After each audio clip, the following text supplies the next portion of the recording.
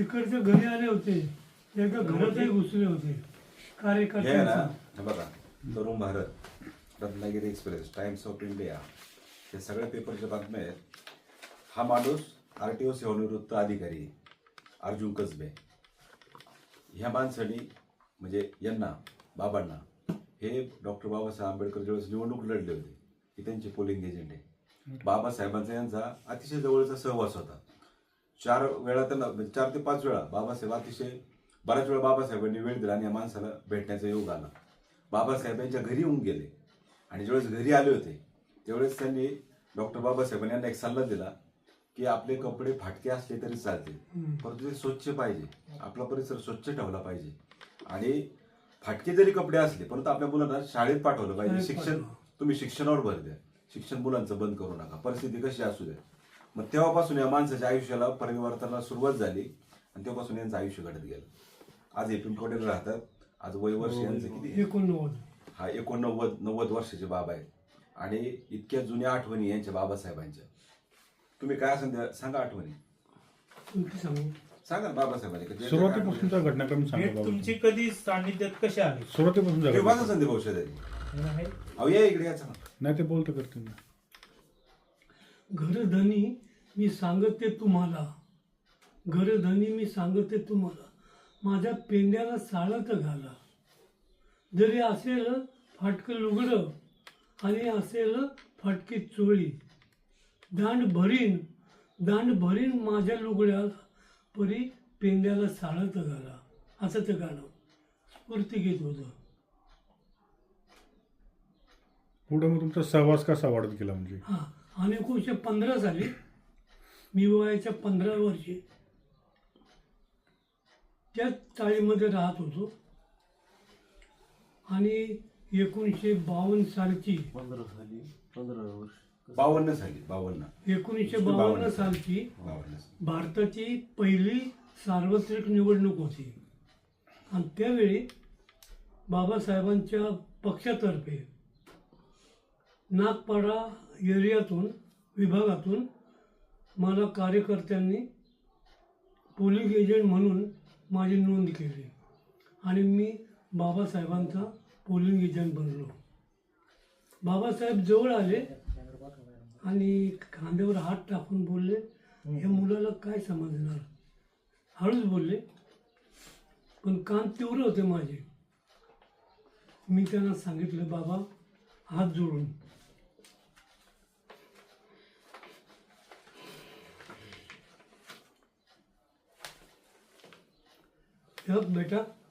बेटा बोलले मला,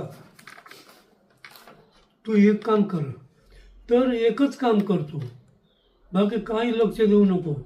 फक्त जे बोगस वोटर असतील ना, वोटिंग करणारे, मतदान करणारे, त्यांच्यावर लक्ष ठेव, एवढंच काम कर, बाकी काही करू नकोस, असं त्यांनी मला सांगितलं आणि ते मोटर बसून निघून गेले. त्यावेळी वय माझं 15 वर्ष होतं आणि पुढे आमच्या घरी माझे विठ्ठल नावाचे भाऊ होते, सख्खे भाऊ. ते पेपर घ्यायचे, पेपरवाला यायचा, दारात पेपर टाकायचा, तर त्याच्यात ते जनता, बहिष्कृत भारत असे पेपर यायचे. तर त्याचं शिक्षण 3रीपर्यंत झालेलं आणि आम्ही शाळेत पण गेलो नव्हतो. पण ऐकायचो आम्ही, बाया माणसं 4-2 पोरं आम्ही ऐकायचो, तो वाचन करायचं आम्ही ऐकायचो. तिथपासून ना मला ह्या कार्याचा थोडासा छंद लागला, सुरुवात झाली माझी. ज्या वेळेला बाबासाहेब आंबेडकर अमेरिकेनं सन्मानित करण्यासाठी त्यांना अमेरिकेत बोलावलं, त्यावेळेला डॉक्टर ऑफ लॉज ही पदवी त्यांना देण्यात आली अमेरिकेत. त्यावेळेला देखील त्यांचा स्पर्श झाला, हाताचे हात मिळवला. त्यांच्या लक्षात राहिलं की मी हा मुलगा जरी असला तरी हा जाणकार आहे थोडासा, प्रत्येक सभेला येतो, प्रत्येक कार्याला जातो. आणि ज्या वेळेला बुद्धभूषण या इमारतीमध्ये कॉलेजच्या बाबासाहेबांनी काय केलं, पोलिंग एजंटची मुंबईतल्या ते ज्या एरियातून उभे राहिले होते, मध्य मुंबईतून, तिथल्या सर्व पोलिंग एजंटची मीटिंग घेतली. तर सगळीकडचे लोक अगदी आले, इतकेच काय, पण इतरही समाज खाली उभा होता, लाऊडस्पीकर लावला होता खाली, लोकांची गर्दी त्यांना ऐकण्यासाठी. बाबासाहेब चढून चढून असे पायऱ्या वर आले, सगळं सभा उभी राहिली, त्यांना अभिवादन केलं आणि बाबासाहेब आपल्या खुर्चीवर स्थानापन्न झाले. तर त्यांच्याबरोबर त्यावेळेचे महत्त्वाचे पुढारी नेते असे 4-2 जण होते. तर त्यांनी एका नेत्याच्या खांद्यावर असा हात टाकला होता आणि ते चालत होते. चालताना ते इकडे तिकडे समोर असे सारखे पाहत होते, हे कोण आलंय कोण नाही, किती आले वगैरे त्यांना विचारायचं असेल. तर ते स्थानापन्न झाल्यानंतर त्यांनी अवघं 10 मिनटं पोलिंग एजंटने काय करावं यावर भाषण केलं. 10 मिनटानंतर ते उठले आणि परतू लागले. तर आमचं सिद्धार्थ कॉलेजमध्ये अशी व्यवस्था होती त्यावेळेला, आता काय मला माहिती नाही. तर असे लांब लांब बाक होते, इकडून आतमध्ये जायला रस्ता, अशी बाकाची व्यवस्था होती कॉलेजमध्ये. तर येताना ते इकडं तिकडं पाहत असताना मी कोपऱ्यावरच बाकड्याच्या बसलो होतो. अध्यक्ष, सेक्रेटरी, वार्डचे लोक, कार्यकर्ते आजूबाजूला होते. तर सगळे लोक उभे राहिले बाबासाहेब येताना आणि अचानक ते थांबले आणि माझ्याकडे त्यांची नजर गेली. ते एकदम असे संतप्त झाले. संतप्त होऊन त्यांनी आजूबाजूच्या लोकांना विचारलं, या शाळकरी मुलाला इथं कुणी आणलं राजकीय मीटिंगसाठी? असं विचारल्याबरोबर आमच्या अध्यक्ष सेक्रेटरी सरवदे म्हणून होते. तर ते हात जोडून होतेच उभे, थरथर कापत होते हातपाय त्यांचे. आणि ते बोलले, बाबा हा मुलगा फार हुशार आहे, आपलं सगळं पक्षाचं काम हाच मुलगा लिखाण पढाण जे काय असेल ते करीत असतो आणि सदा आमच्याबरोबरच असतो. आणि हा तुमचा पोलिंग एजंट आहे नागपाडा एरियातला. असं बोलल्याबरोबर बाबासाहेब अगदी शांत झाले, एकदम शांत झाले. आणि ते आणखीन पुढे आले माझ्याजवळ, पाठीवर असा थाप मारले आणि बोलले, छान, असंच करीत जा, पण शाळेकडे दुर्लक्ष करू नको. शाळेत जा, कितवी जायच काय सगळं मला विचारलं. आणि मी शाळेत नेहमी पहिला नंबर असायचो, 1 नंबर मी कधीच सोडला नाही. अशा प्रकारे त्यांची मुलात झाली. एकदा बाबासाहेब अमेरिकेला चालले होते ना डॉक्टर लॉज घ्यायला, त्यावेळेला सांताक्रूज विमानतळावर भयंकर गर्दी कार्यकर्त्यांची, इतकी गर्दी की वाट निघायला जागा नाही. पण मी काय केलं, समता सैनिक दलाचे काही होते ना लोक, त्यांना मी आधीच सांगून ठेवलं होतं की ही जी शिडी आहे ना इथं मला उभं राहू द्या कृपा करून.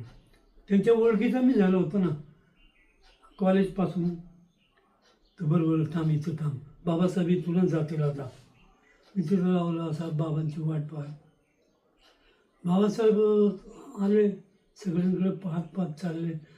अरे तू इथं पण आहेस का? अरे तू इथं पण आहेस का? मी नमस्कार केला. हो बाबासाहेब, तुमच्या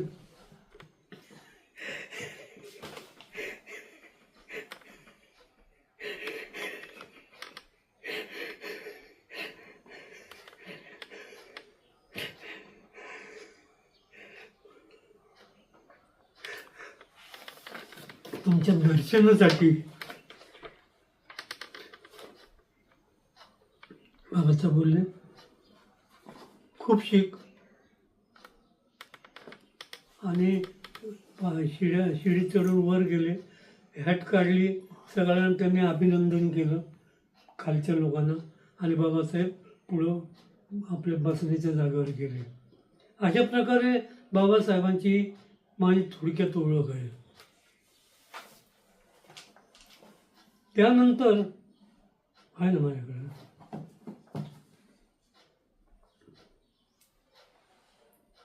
त्यानंतर शेड्यूल कास्ट फेडरेशन या संस्थेत मी होतो. बाबासाहेबांनी स्थापन केलेली शेड्यूल कास्ट फेडरेशन या संस्थेत मी होतो. लहानच होतो, पण मी संस्थेचं कोणाचंही काम करायचो, धावपळ हे ते सगळं. त्याच्यानंतर दलित पॅंथरची स्थापना झाली. त्याच्यामध्ये दलित पॅंथरचे संस्थापक म्हणून नामदेव ढसाळ, जवी पवार आणि ते आणखीन एक मोठे वक्ते आहेत ते, असे तिघेजण संस्थापक होते. पण मला त्यांच्यावर थोडा आक्षेप होता माझा, काय की ढोरचाळीतील आजूबाजूच्या लोकांची सगळी उपसण्याची कामं, जमीन उपसण्याची कामं आणि तो पेरणी करण्याची कामं मी केलेली होती. सगळ्यांना एकत्रित करणं, मुलांना शाळेत पाठवणं, आयाबायांना सांगणं, हे सगळं मी करीत होतो. आणि एक एक दोन दोन करीत अख्खी चाळ, बाजूची नवी ढोरचाळ, नंतर अवचितपाडा, शुक्लानी स्ट्रीट, अशा सगळ्या चाळींशी संपर्क साधून मी मोठा संघ केला होता त्यावेळेला. आणि तिथून मग हे आयत्या बिळात नागोबा म्हणतात ना, तसे तिघेजण आले. त्यांना मी अपशब्द नाही वापरणार, पण ते हे झाले. त्यांनी कार्य आपलं दलित पॅंथरचं पुढे चालू ठेवलं. दलित पॅंथर फुटली कारण का की नामदेव ढसाळचं जे काही कारोबार चालला होता ना, तो कम्युनिझमकडे वळत होता. कम्युनिस्ट पार्टीकडे त्यांचा जास्त हे होता संपर्क. श्रीपाद अमृत डांगे यांच्याशी त्यांचं सख्य होतं आणि सगळ्या कम्युनिस्टांच्या पक्षाबरोबर त्यांचं मतैक्य होतं. तर ह्या गोष्टीमुळं राजा ढले यांनी त्याला पक्षातून काढलं त्यावेळेला आणि तिथून दलित पॅंथरची विभागणी झाली. अशा प्रकारे आणि नामदेव ढसाळला 2-3 कविता मी स्वतः रचून दिलेल्या आहेत. आणि हे जे वृत्त आहे ना, हे प्रसिद्ध झालेलं नवाकाळमध्ये. एखादी कविता हां, दलित पॅंथरचं. एखादी कविता माहिती?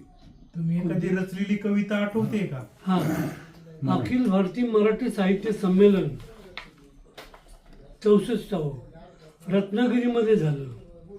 त्या अखिल भारतीय मराठी साहित्य संमेलनाचे अध्यक्ष मधु मंगेश कर्णिक होते. आणि आता त्या कवीचं नाव मला आठवत नाही, पण त्यांची एक कविता मी सांगतो. तुम्हाला आठवलं त्याचं नाव तर तुम्ही सांगा. आई बाप हे असता माझ्या घरी, कशाला जाऊ मी पंढरपुरी, असे त्यांचं एक कवन होतं. ते त्या काव्य सव्य मंडळाचे अध्यक्ष होते. तर असे 2 महनीय व्यक्ती त्यांच्या पुढे मला काव्य वाचनाचा प्रसंग आला. आणि माझी एक कविता याच गावावरून केलेली, या नदीवरून केलेली. त्यावेळेला इकडचा नदीकाठ भरी माठ श्रेयासाठ, इकडचा नदीकाठ भरी माठ श्रेयासाठ, इकडच्या दंडावरी शोभत असे जरी काठ. तिकडची उघडी पाठ जुन्याला गाठीसाठ, आणि तिकडचा दूर दूर गरिबांचा रिटा घाट.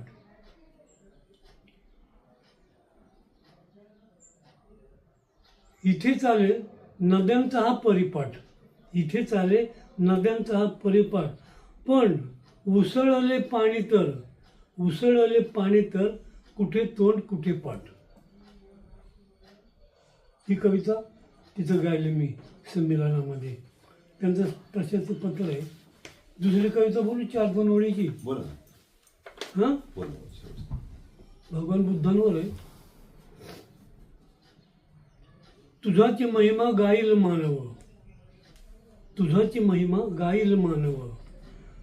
जीर्ण शीर्ण त्या रूढीमध्येची पिचल्या होत्या लाख भावना. जीर्ण शीर्ण त्या रूढीमध्येची पिचल्या होत्या लाख भावना. मूक मनांची साध ऐकुनी त्वा तयांच्या तोषविले मना. आक्रंदती ते मूक जीवात्मे, ढळीती असवे कळण्यास स्वत्व. परीक्षणार्धे तू